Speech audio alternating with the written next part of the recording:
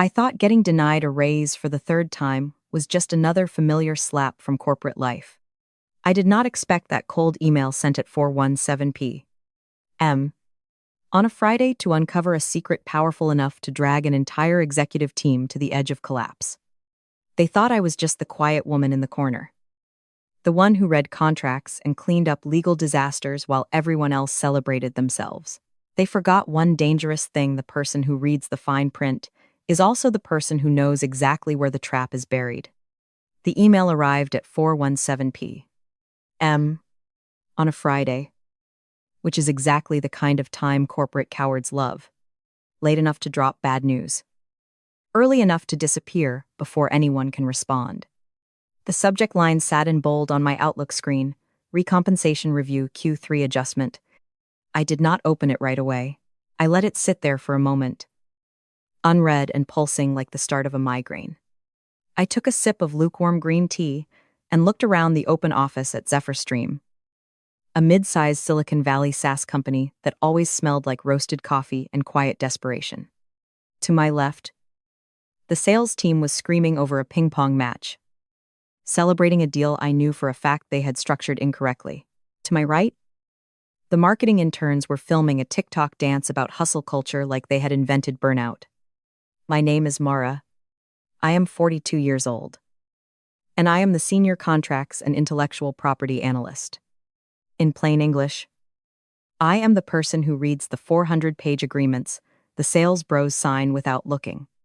I am the reason we do not accidentally hand over our source code to shell companies in offshore tax havens. I am the invisible guardrail on a freeway full of drunks. Eventually, I clicked the message. Tyler from HR thanked me for my patience, praised my stellar metrics, and then informed me that my raise request had gotten lost in legal because the company was reallocating liquidity towards strategic acquisition channels. We could revisit next quarter. I read that phrase twice. Lost in legal. Cute. Polite. And such a lazy lie, it was almost insulting. I kept staring at the screen. Not because I was shocked, but because I was tired of how predictable they had become. This was the third year in a row that my raise had been denied with a different excuse wearing the same cheap disguise. 3 years ago, it was pandemic uncertainty. 2 years ago, it was market volatility. Now, it was lost in legal. Which would have been funny if I were not practically the spinal cord of that department. Greg, our general counsel, spent 80% of his time golfing, and the other 20 asking me how to convert PDFs into Word documents. That man would not recognize an approval code if it bit him through his Callaway polo. What made it worse was that I knew the company was not broke. I knew because sensitive paperwork always passed through my hands. Retention bonuses, confidential side letters, executive addendums, special compensation arrangements. All of it. Just weeks earlier, I had processed NDA paperwork for a $15,000 retention bonus awarded to a junior developer who had crashed the build server twice in a month. I knew, because I was the one who drafted the documents, hiding it from the people who should have known. I also knew how the pipeline game worked. They tell you to wait one more quarter, then another, until you either quit, shrink, or stop asking. They were counting on me to remain useful, quiet, and grateful. They thought I was office furniture, something reliable and supportive that stayed where it was placed. That was the mistake, the really dangerous one, because the moment people stop seeing you as a person, they stop noticing what you are capable of doing when you finally decide you have had enough. I did not answer the email. I did not type out an angry response in all caps. I did not march to the break room and steal the premium creamer in a fit of petty rebellion. I simply took off my glasses, cleaned them slowly with a microfiber cloth, and felt something cold and precise click into place inside my head. It was not sadness anymore. It was not even anger. Not exactly. It was clarity. The kind of clarity people get right before they stop asking for fairness and start auditing the structure that denied it. I looked up at the sales team again, still celebrating the Vanguard account like they had built it with their own hands. That deal was the crown jewel of Zephyrstream. an $80 million joint venture with a massive defense logistics company. It was the reason our CEO had a new glass office. It was the reason our CFO spoke like he personally owned the future. It was the reason people used the word unicorn in meetings without irony. And the funny part was that the most important part of that deal had not been created by glossy decks, loud handshakes, or sales swagger. I wrote the bones of it. I wrote the master service agreement. I wrote the IP indemnity schedule. I wrote the 60-page royalty addendum. I remembered that document with painful clarity because I had drafted it late at night 3 years earlier when the company was desperate for Vanguard to sign and too cash poor to offer the equity they wanted. So, I built a complicated trigger into the contract, one based on performance milestones. It was dense, technical, and buried in legal language sharp enough to cut anyone too arrogant to read carefully. And suddenly I realized something very simple: the people running Zephyrstream now had inherited a machine they had never actually bothered to understand. I stood up from my desk, my knees making a small, protesting sound that reminded me I was not 25 anymore. And I was certainly not interested in behaving like a grateful junior employee. I walked past the ping-pong table. Braden from sales banked a shot off the wall and grinned at me. Smile. Mara, it's Friday. I gave him a thin, controlled smile. Have a great weekend, Braden. Then I kept going toward the secure records room. Most of our documents were digital now, but original contracts with wet signatures were still stored in a fireproof safe. I had the code. Of course I had the code. I was one of the only people left in the company who even remembered that room existed. Inside, it smelled like dust, metal, and old ozone. The scent of corporate memory. I turned the lock, heard the sequence of clicks, and pulled out a thick navy binder labeled Vanguard Licensing Agreement, Executed Copy. I opened it directly to page 42. Clause 14C. 10-point times New Roman. Small, plain, and lethal. I ran my finger across the language. If Zephyrstream achieved 3 consecutive quarters of 99% uptime while processing more than 5 terabytes of client data, ownership rights to the core algorithm would shift into a shared royalty model, entitling the original IP architect to a retroactive commission of 0.5% of gross contract value unless that architect signed a waiver. Then I turned to the signature page. Vanguard had signed. Our former CEO had signed. And on the lower line marked IP architect, drafting analyst, there was my name in ink. Mara Reyes. I stared at it longer than I needed to. They had all convinced themselves I was support staff. Just another capable woman doing background work in silence. But on paper, in the only language power truly respects, I was not background at all. I was one of the people who held the structure together. And the structure, if properly read, owed me far more than a cost of living adjustment. I closed the binder and stood there in the stillness of that records room, listening to the hum of the air system vibrating through the walls. Lost in legal. I whispered to the empty space and almost laughed. No, my raise had not been lost. It had been sitting here the whole time, hidden in plain sight inside a contract no one important had bothered to read in years. Clause 14C was not just language. It was a binding promise, and if the company had already hit the performance milestones buried in it, then they were not simply underpaying me. They were in debt to me. He slid the binder into my tote bag. Technically, removing original documents from the building violated policy. Then again, so did ignoring contractual compensation obligations for years. And I had reached the point where company policy no longer impressed me. I was not going to beg Tyler for reconsideration. I was not going to write a polite follow-up email asking if perhaps this could be revisited. I was going to teach them what happens when people forget that the woman in the corner is the one who wrote the fine print. If you have ever been told your raise is in the pipeline while your executives buy new cars and call it a tough year, comment 1 below. I want to know how many of us have been treated like furniture while holding up the entire room. When I left the office that evening, I was carrying more than a contract in my bag. I was carrying proof, potential, leverage. I could feel it with every step toward the parking garage. This was not going to be a weekend for rest. It was going to be a weekend for valuation. Not of the company. Of me. And for the first time in a long time, I had no intention of asking anyone's permission to find out exactly what I was worth. My home office is the complete opposite of Zephyrstream headquarters. No ping-pong table. No branded hustle slogans. No performative energy. Just quiet. An extremely efficient espresso machine. Shelves that actually stay organized. And my cat Ferrari glaring at me from a patch of sunlight like she disapproves of every decision I have ever made. I laid the Vanguard binder on my desk and opened my laptop. If Clause 14C had really been triggered, I needed hard numbers, not instinct. I logged into the admin dashboard using the access level I privately call God mode, not because I am some brilliant hacker.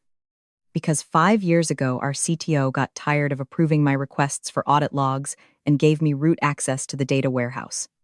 He probably forgot he did that. People at Zephyrstream forget a lot of things about me. That does not mean I stop seeing them. I pulled the uptime records for the previous 2 years. Cum 2023 99, 992%. Kudos 2023 99, 995%. Que 2023 99, 998%. I leaned back and stared at the numbers glowing on my screen, 3 consecutive quarters above the required threshold. First trigger confirmed. I remembered those months vividly. Engineering practically lived under their desks. I personally ordered 70 pizzas during late-night deployment pushes. The CEO bought himself a Porsche to celebrate the team's resilience. I received a $50 Starbucks gift card. Then I checked processed client data volume. 12 terabytes. 15. 22.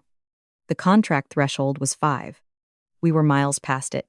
I took my glasses off, then put them back on, just to make sure the numbers were still there when I looked again. They were. Clause 14C was not theoretical anymore. It had activated a long time ago. The right to payment had already matured. And nobody at Zephyrstream had noticed that the deal they bragged about every quarter contained a sleeping blade buried right under their own feet. Once I had the metrics, the rest was arithmetic and insult. The Vanguard deal was worth $80 million over 5 years. My royalty entitlement under Clause 14C was 0. 5% of gross contract value once the milestones were triggered. That meant at least $400,000 before interest. Before penalties.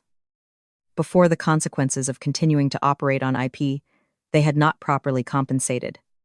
I wrote the numbers down twice. Ran them through a calculator.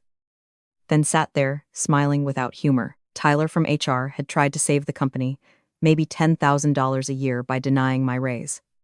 In the process, he had exposed a liability worth $500,000 or more. But the money was not even the part that fascinated me most. It was the structure.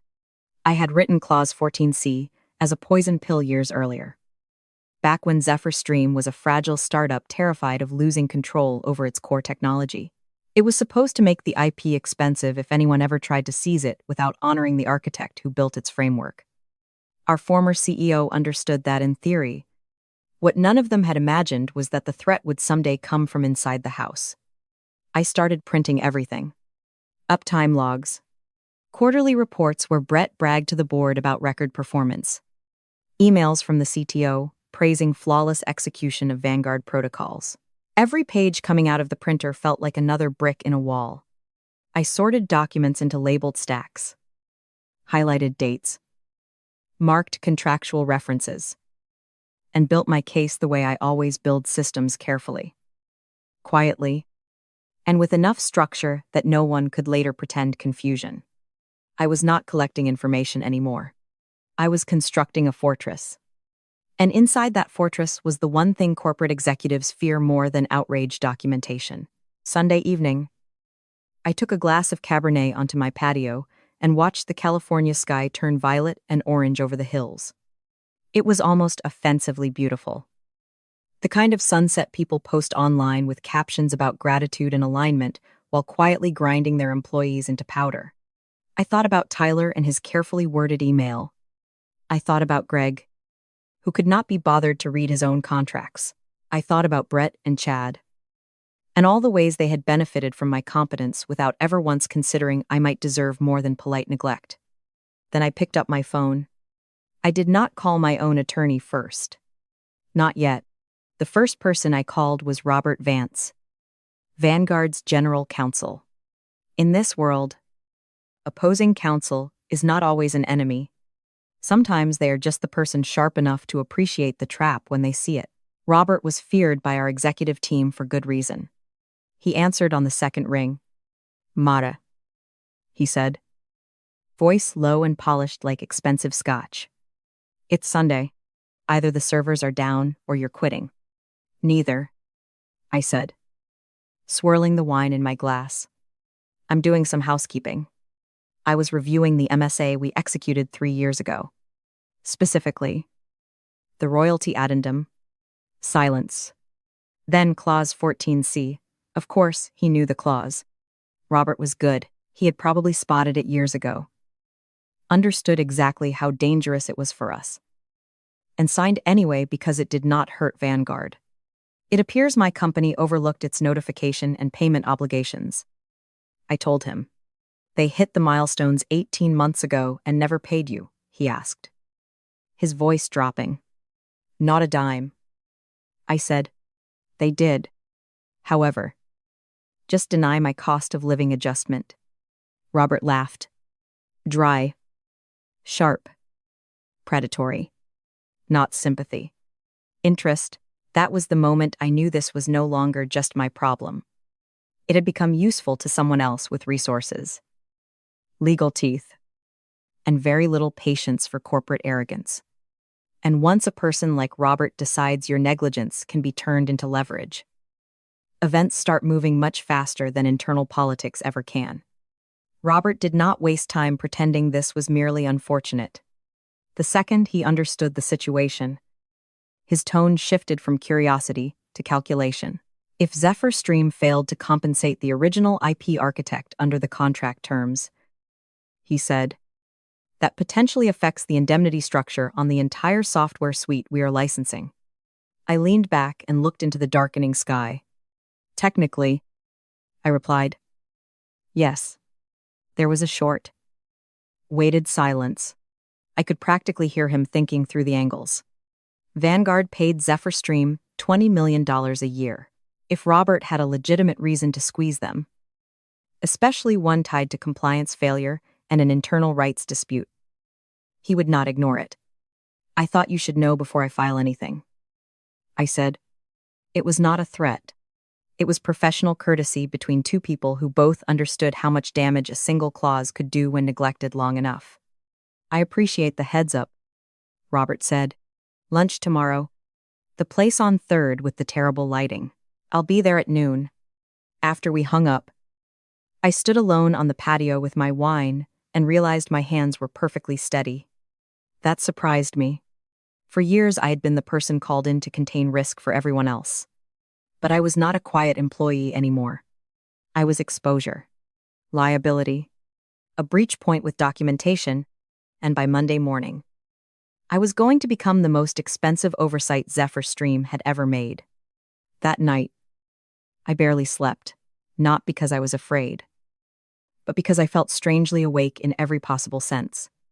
I organized papers, checked figures, added labels to evidence folders, and mentally walked through scenarios. I knew once I started this process there would be no gentle off-ramp, no polite return to normal. But the truth was, normal had already become intolerable. Once you see exactly how much of a company's value rests on your unpaid labor, going back to gratitude becomes impossible. The restaurant was called Elmber. Dim, expensive, and the kind of place where the steaks arrived on plates big enough to signal authority. Deals got made there in murmurs. and the staff understood that silence was often worth more than conversation. Robert was already seated when I arrived, a martini resting untouched in front of him. He looked like a silver-haired wolf in a brown suit.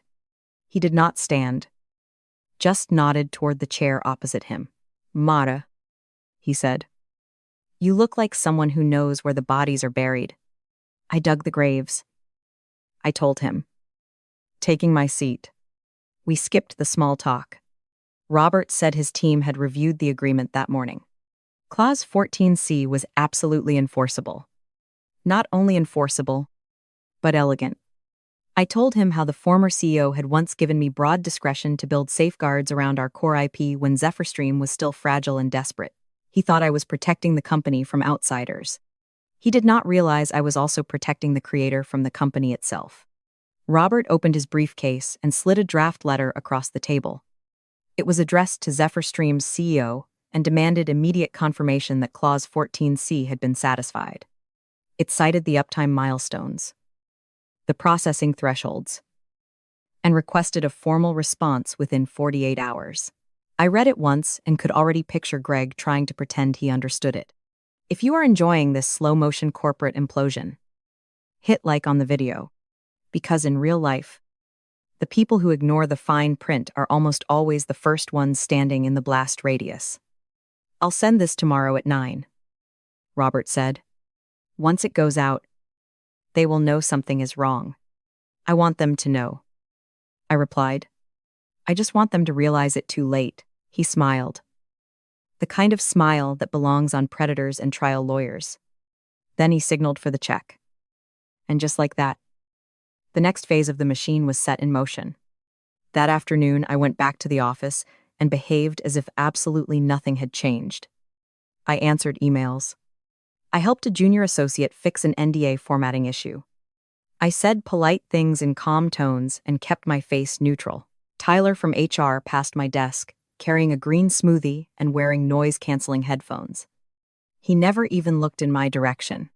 I watched him go and thought, "Enjoy the smoothie, Tyler. It may be the last thing you digest peacefully for a while." The next morning, at exactly 9:02, the email from Vanguard Legal hit our servers. I did not receive it directly, but with my access, I could see its route. It was marked high priority and addressed to Brett, Shad, and Greg at Noah Chinchis. Brett forwarded it to Greg with a note basically dismissing it as standard compliance spam.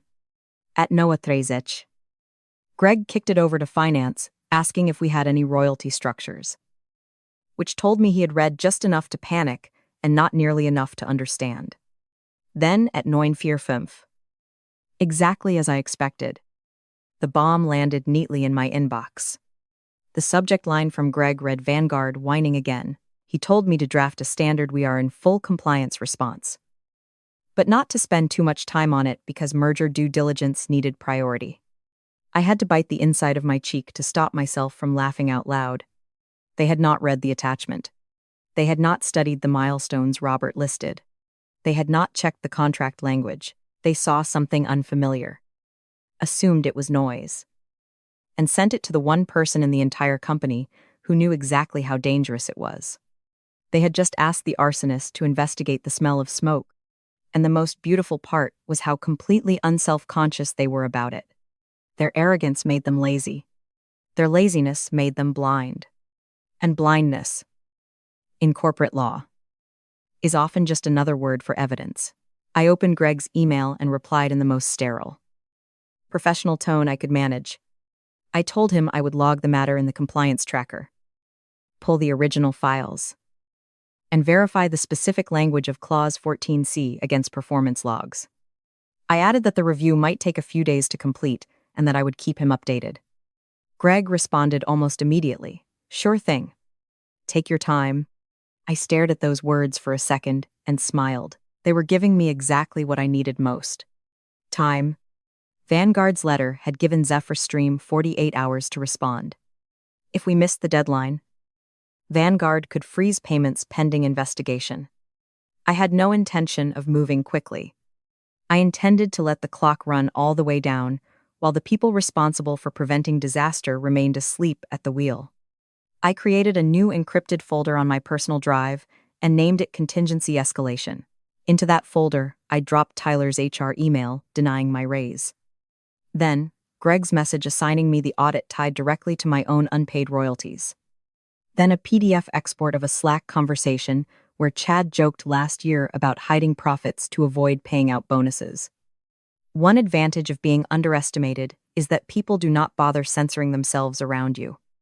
Another is that they forget you archive everything. Wednesday passed in a haze of unreality. I sat through meetings where Brett talked about radical transparency and valuing people, while I knew a six-figure obligation to me was being deliberately ignored in the background. Greg scrolled Instagram under the conference table. Watching him, I had a strange realization. For years, I had hated being invisible.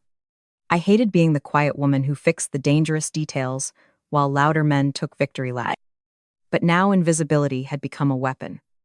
I was the ghost in the machine. I was moving through walls, placing charges, and they were the ones handing me matches. Thursday arrived, and the 48-hour deadline was almost gone. I still did not send any "we are fully compliant" letter.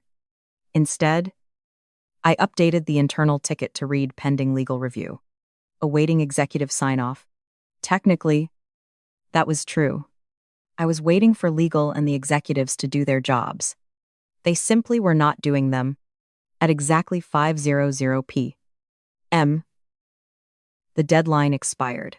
1 minute later, my phone buzzed. Robert had texted 2 words, radio silence. I replied, "They think it's spam." They delegated it to me. He sent back a single popcorn emoji. The trap had closed. Friday morning brought the audit committee meeting. Usually a dull session where Chad explained why we were burning cash like dry timber in a windstorm. But that day the room felt electrically wrong. The glass conference walls.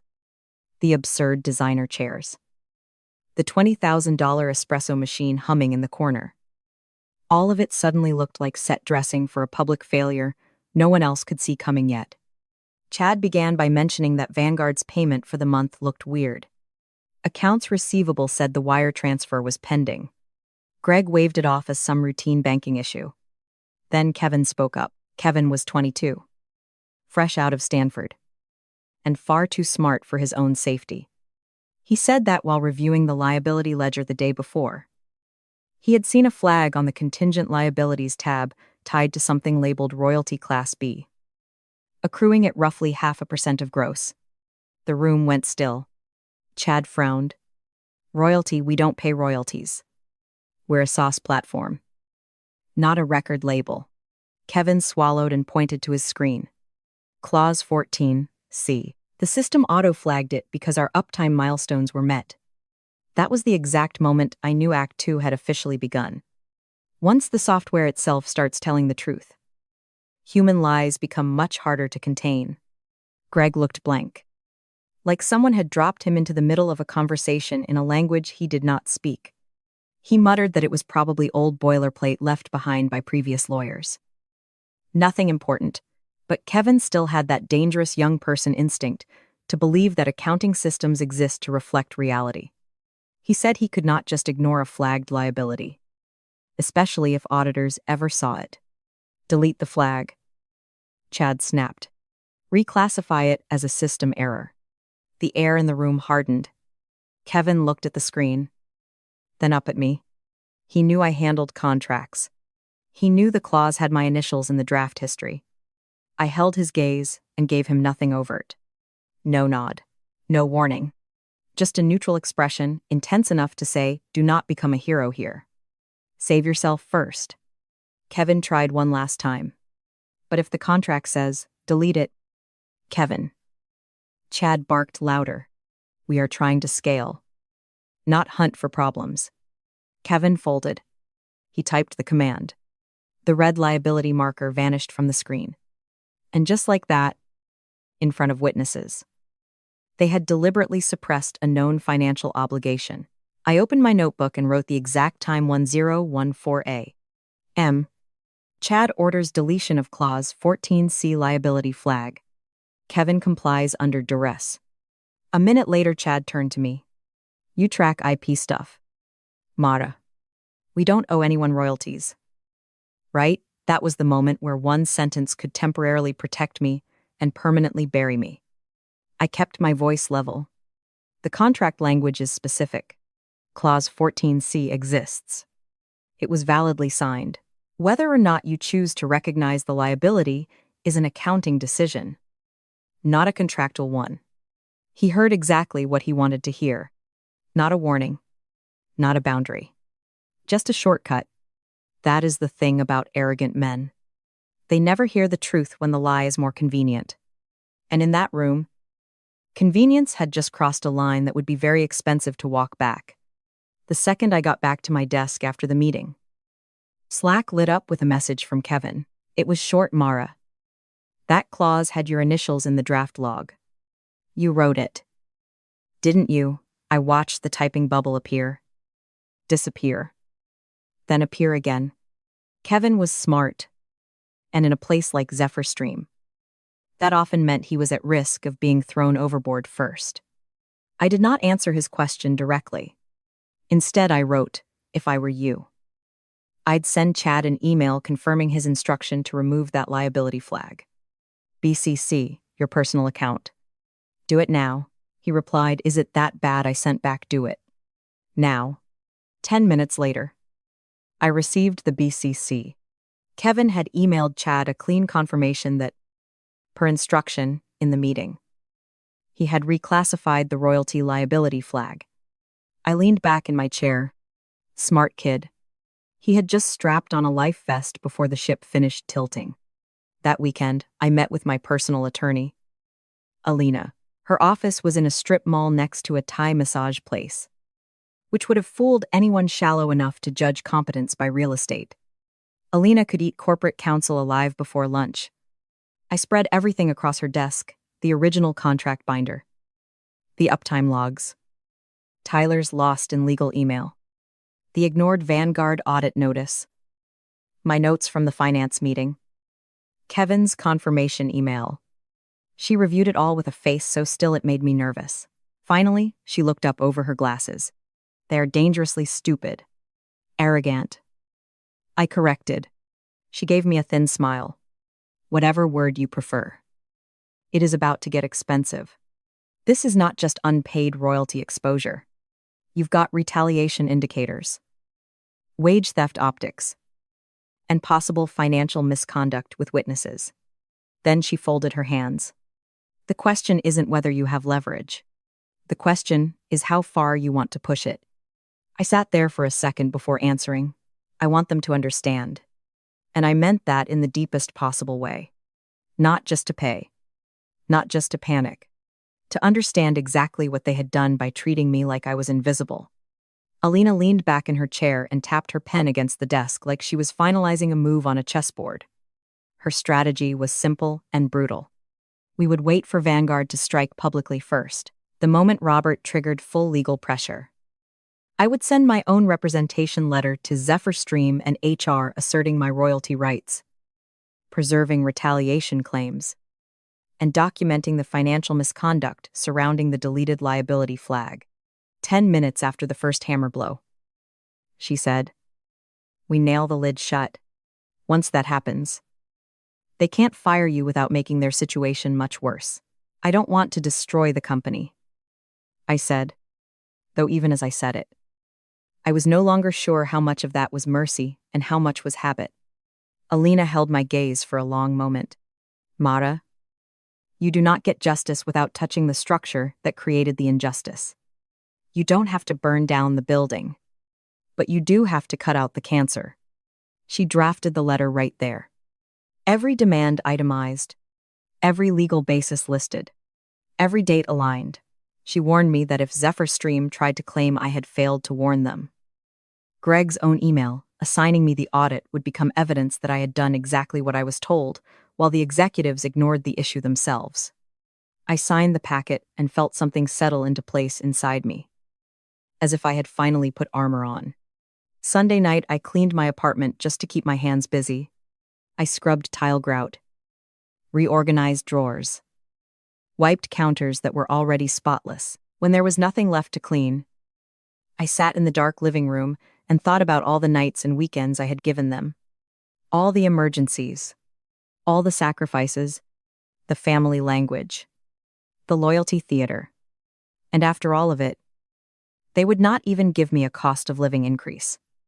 That was when I understood it with perfect precision. This was no longer about money. It was about dignity. They had looked at me for years and seen nothing.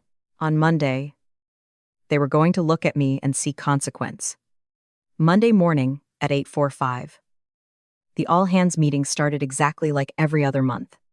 The break room had been turned into a miniature stage set, and Brett stood on it in one of his ridiculous Disrupt t-shirts, under a blazer that probably cost more than some people's rent. He was shouting into a microphone about growth curves, market expansion, and changing the world. All the usual executive theater designed to sound visionary to people who were too tired to argue. I stood at the back of the room near the exit, coffee in hand, and checked my watch. Ba were R. The double doors opened. It was not a late employee. Two men in dark suits walked in with the unmistakable posture of people who did not belong to startup culture and did not care whether anyone liked that fact. Behind them came Robert Vance. Confusion spread through the room in visible ripples. Brett stopped mid-sentence. Can I help you, gentlemen?" he asked, attempting a smile that already looked frightened. Robert walked straight toward the stage. One of the men stepped forward and handed Brett a thick, clipped stack of papers. "You have been served," he said in a calm, carrying voice. "Civil action for breach of contract, intellectual property misuse, and willful noncompliance. Plaintiff Vanguard Defense Logistics." The room went dead quiet. I could hear the espresso machine hiss in the corner like a distant animal. Brett actually laughed. The way people laugh when they are hoping reality is optional. Greg shoved forward, pale and already rattled. Robert informed them that the audit response deadline had expired Thursday and that Vanguard was terminating the agreement for cause under Clause 14C while seeking damages. Brett's face drained. Chad looked like someone had unplugged his spine. That was the moment the room stopped functioning like a company gathering and started behaving like an audience at the scene of a public execution.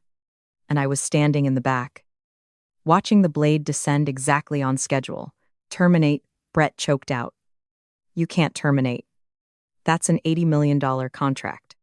Robert corrected him in the same tone someone might use to explain a fatal lab result. "It was an $80 million contract. It is now a $120 million lawsuit, including damages tied to your company's continued use of unlicensed IP." Shad, standing off to the side of the stage, looked as if all the blood had abandoned him at once. Greg yanked the papers from Brett's hands and flipped through them until he found the page Robert had referenced. I watched the exact moment Clause 14C reached his nervous system. His fingers started to tremble. The paper rattled audibly in the silence. Then Greg lifted his head and looked toward the back of the room. Toward me. The effect was almost physical. Every face in the company followed his gaze, turning in sequence until 200 sets of eyes landed where I stood near the exit. I did not shrink. I did not look down. I set my coffee on a side table and started walking forward. The crowd parted without anyone being told to move. By the time I reached the front, Brett was staring at me like he had only just realized I existed. "Mara," he said, voice shaking. "What is going on?" I stopped below the stage and answered clearly enough for the nearest rows to hear. "I think my raise just got found illegal." No one laughed. No one breathed loudly enough to count as sound. I took Alina's representation letter from my blazer pocket and handed it to Greg. "I believe this belongs to you." Then I turned to Robert. "Shall we use a conference room? It sounds like there are a few things we need to discuss." For the first time in years, I was not trailing behind executives carrying their damage. I was walking ahead while they scrambled after me. And the whole company, every single person who had ever mistaken quiet for weakness, was watching it happen in real time. 10 minutes later, we were in the boardroom. On one side sat Robert and me. On the other sat Brett, Shad, and Greg. Between us were the lawsuit papers and a silence so heavy it felt engineered. Brett looked like he was trying not to throw up. He was the first to speak. Mata, look, we can fix this. We can unlock the raise. Retroactive. 5%. 10%. I laughed. Genuinely. It was the sound of someone hearing a bandage offered for a punctured hull. We're well past 10%. I said. This is Clause 14C. Do you even know what that is? It's some loophole you exploited to sabotage the company. Chad snapped, sweat beading at his temples. Robert stepped in smoothly. No. It is a standard protective clause your company signed. Your company triggered through its own milestone performance. And your company ignored after receiving notice. Greg tried to suggest I had not clearly warned them. I reminded him of the Tuesday email titled Vanguard Whining Again, where he had specifically instructed me to handle it while prioritizing other work. His mouth opened, then closed. He knew I had the email. He knew I had the logs. Then I slid the term sheet Alina and I had prepared across the table. Immediate payment of $482. Sembai Sisher. 12 inches back royalties, plus interest. A formal written apology for administrative failures tied to my compensation rights. Reinstatement of the royalty mechanism with a future penalty multiplier for delay. Full payment of my legal fees. And then, the final item promotion to Director of Strategic Compliance and IP Governance. Reporting directly to the board. With authority to audit executive expenses related to vendor and contract compliance. Chad actually recoiled at that last part. Robert only said one thing: either you sign and Vanguard considers withdrawal, or we leave this room and Discovery handles the rest. That sentence did what years of internal diplomacy never could. It forced them to finally understand the scale of the problem. And once they understood, their options shrank very quickly. In the end, Brett was the first one to collapse. Not physically, but in every practical sense that mattered. He sat there for a long time, then finally looked at me with an expression I had never seen from him before. For the first time in 5 years, he was not looking at the quiet woman in a cardigan. He was looking at the person holding the company's circulatory system in her hands. Fine, he said softly. We'll sign. I watched each of them put pen to paper. Brett signed like a man confessing. Chad signed like he had swallowed broken glass. Greg signed with the exhausted defeat of someone who had finally learned the price of not reading his own emails. When the agreement came back across the table to me, I did not feel childish triumph. I felt balance, weight returning to its proper place. The wire hit my account on Wednesday, $482. Sambe Sisher. Shirar. The number on my banking app looked surreal, almost abstract. But the money was only the beginning. The real payment was fear. Brett was forced by the board to step back from day-to-day operations and focus on visionary strategy, which was corporate language for supervised exile. Chad left the company after my first expense audit uncovered some very interesting invoices linked to his brother-in-law. Greg stayed. But now he actually read contracts. Every time he saw me in the hallway, he nodded with the careful respect of a man who had met consequences personally. I got the corner office overlooking the bay. My new title, Director of Strategic Compliance and IP Governance. I brought Kevin onto my team as a senior analyst. We have one rule now: read everything. Flag everything. And never ignore a red cell in a spreadsheet. Months later, Tyler from HR emailed to confirm that my updated compensation package had been fully processed with no issues this time. I replied, "Thanks, Tyler. Make sure it's filed correctly. We wouldn't want it getting lost in legal again." Then I closed my laptop, watched the sun fall across the glass towers of Silicon Valley, and thought people say the devil is in the details. They're wrong. The devil is in the person who reads them. And this time, that person was me. If you love workplace stories where the most underestimated person flips the whole power structure using brains, evidence, and one perfectly legal counterattack. Subscribe to the channel right now so you do not miss the next one. Around here, we do not just tell revenge stories. We tell what happens when the quietest person in the room becomes the one everyone is suddenly afraid of.